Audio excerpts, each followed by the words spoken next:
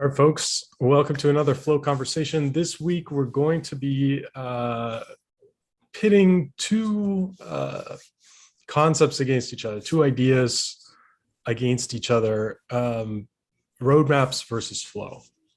We know that the value of a roadmap is some level of clarity, planning, foresight, confidence, even if it's likely to change and might set us down the wrong path and maybe too rigid, might take too much time to build up. But we also have flow on the other end, which could be characterized as things like single piece flow or just-in-time work or pull systems, where there's not a lot of predictability, there's a lot of necessary agility, there's a need for constant feedback and efficient systems to support that. So are these separate things? Can we combine the two? What's the like perfect medium ground? What's the middle way here? Saeed, you're a roadmap fan. You know your way around a roadmap. What's your read on this? So I think, in a way, I think it's kind of apples and oranges, to be perfectly honest. A roadmap is an articulation of strategy, right? Like, I always think of a set of layers as objectives, strategy, roadmap, plans. And then if you go down, it's actions.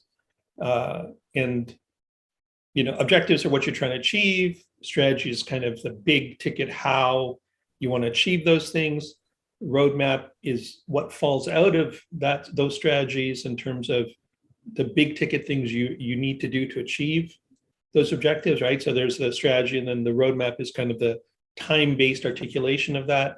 And then there's plans and actions. And so to me, like, the roadmap, it's the analogy I'd make is I want to get to San Francisco.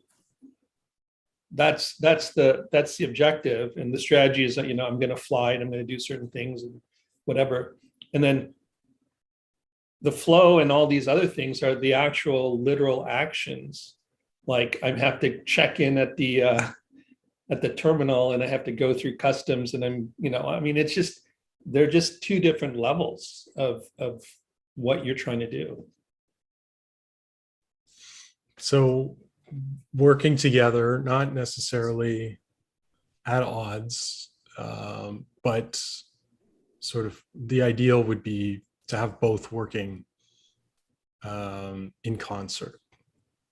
Well, one feeds into the other, or the flip side of it is one is the more detailed product of the other, right? Like at a roadmap level, I'm not thinking about all the intricate details and the hows. I'm really thinking about what and roughly when, and that can change, right? That can change if our strategy changes, or our objective changes, if something new comes up. The flow and these other sort of actions, if I want to call them that, but they're a much more detailed level, right? They're at the implementation level, to me. And I would totally agree with them being at those different levels. And I guess the only nuance I would add would be that they're dependent in both ways. You can say that the flow of the individual activities are dependent on the roadmap. You want to have a broader picture about where you're trying to go to, so you know the right actions to take. But that building the ability to deploy small changes and move quickly then can, of course, open new possibilities and inform the roadmap and allow you to shift. But in terms of these two levels of granularity, I like the analogy. And I was thinking of driving to San Francisco. I'm a little closer than Saeed is, but the flow is like, do you have good suspension on your car, right? Like how long is the battery life on your vehicle, whatever. It's the smoothness of those individual actions. And again, I think that both of them are really important, that if you go to either extreme, if you just say all we need to do is Kanban and optimize for single piece flow and so forth, Well, that's critically important, but you're going to drift off in a direction that you don't know what direction that is. And I think about that Martin Fowler quote that architecture are those parts of the system that are hard to change. So you're going to accidentally create an architecture that's going to be hard to change. And you can't see from where you are today just how hard it is going to be to change that architecture you were accidentally developing from all of your single piece flow. And so super important to be able to operate at both levels or operate at have a balance of those 2 points of view. Think big picture strategically about, the architectural roadmap, the business problems you're trying to solve, how to build in such a way that you maintain optionality. So you build something so you do have that freedom to adjust later on. And then, in defense of flow and so forth, I like the line of thinking from Accelerate from the book Accelerate, that teams that do a really good job with continuous delivery, they just have an easier time with every other aspect of their digital transformation. It really is an important capability to build, but you shouldn't think that just because you're a fast runner, you're going to be running in the right direction. A long time ago, I had a talk and it was on a completely different topic, but there was this kind of thread about performance and velocity. And I showed a picture of a rocket car, and whatever was the rocket car at the time, and I think it had a top speed of 600 miles an hour. And I asked a question like, how many people want to build one of these, but metaphorically in their application? And the audience was a bunch of IT people who were doing data ETL, like data processing, and a bunch of people put up their hand because why not, right? The faster you can go, the better. And then I said, well, what if I told you that this car has to drive around San Francisco, because we were actually in San Francisco. And all of a sudden it was like, oh yeah, no, we're not using that car. So like the idea was simply just that, like, there's a certain strategy, but you have to understand the context and the objectives and all that stuff. And then when you get down to the bottom, like it really matters what that context is. So like the flow and what you're doing really, like you just can't live at the bottom. And a lot of people want to do that. A lot of people want to just, hey, velocity, or whatever, their focus is. And I think as Andrew said, you can veer off, you can go in the wrong direction, you can just lose your way, to continue the metaphor. And I find that, like in software and in the work that I do, people end up in feature factories where, yeah, they're building, but towards what end? So what I'm hearing is the roadmap needs flow in order to actually get anywhere and get any of its deliverables delivered.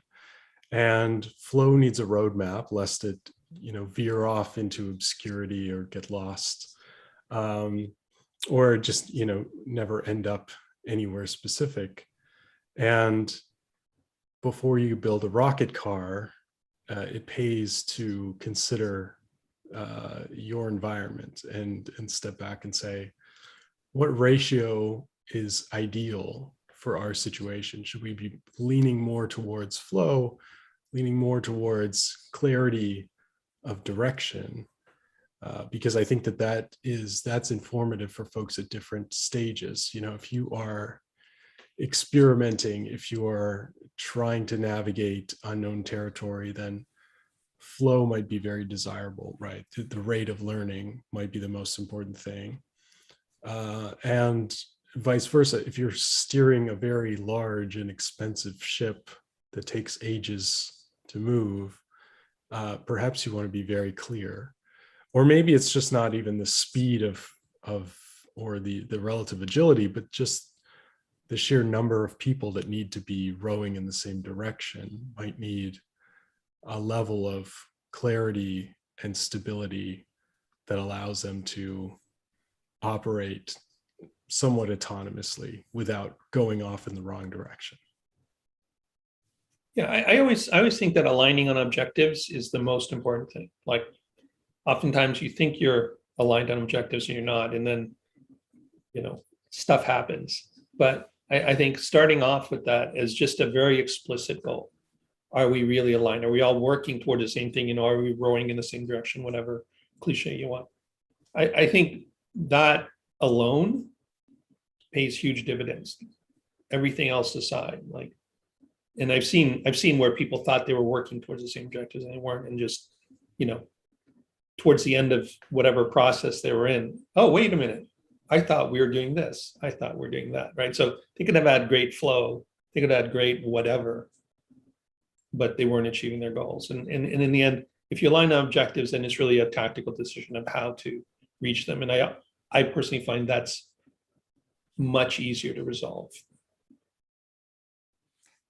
And a lot of the stuff that you need to accomplish, I guess, to Steve's point about, you've got to coordinate the people rowing, whatever else. But a lot of the most important aspects of software delivery are not software delivery. They're about, are you prepared to train people? Do you have a business model where you can, for example, train your salespeople, train the market, get people interested in buying that thing? And a lot of these things, doesn't matter how fast your deployments are, those are slow processes. They're systematic processes. You got to put people in a room for 8 hours to give them training or whatever else.